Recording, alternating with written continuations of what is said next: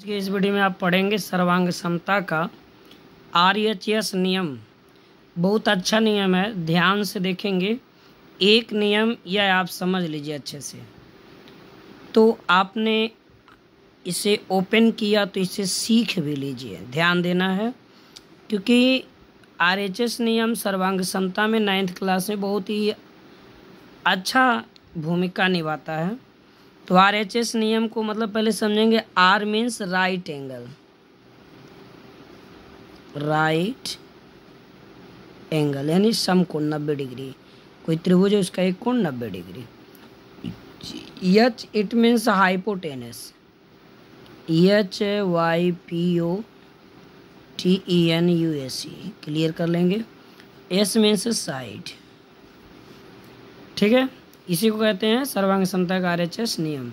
इसके लेटर का आपने समझ लिया। Right angle, hypotenuse, side, hypotenuse, side. तो जब दो समकोण त्रिभुज में, यहाँ मैं लिखता हूँ, देखो जी, यहाँ दो समकोण त्रिभुज में RHS नियम का हम लोग पढ़ रहे हैं। जब दो समकोण त्रिभुज में किसी एक त्रिभुज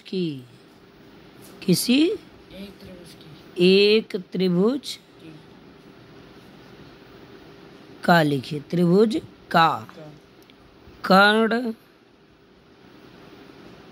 तथा कोई भुजा, मतलब इस त्रिभुज का कर्ण ये और कोई भुजा इसमें से, तो हमने मान लिया ये भुजा, तो कोई भुजा दूसरे समकोण त्रिभुज के कर्ण तथा दूसरी भुजा के बराबर हो, तो दोनों त्रिभुज क्या होते हैं? तो दोनों त्रिभुज सर्वांगसम होते हैं। सर्वांगसम होते,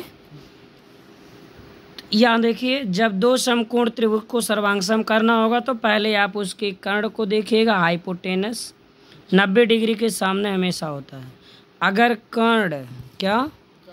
अगर कर्ण और इसकी कोई एक भुजा, ये चाहिए इसके कर्ण और किसी एक भुज, मान लीजिए इसकी अगर यह आधार बराबर है तो इसकी भी आधार ही बराबर होनी चाहिए।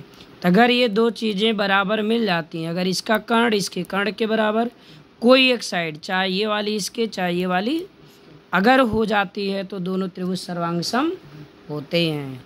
इसी को कहते हैं RHS प्रॉपर्टी है, कांग्रुएंसी है, सर्वांग समता का ये RHS नियम है।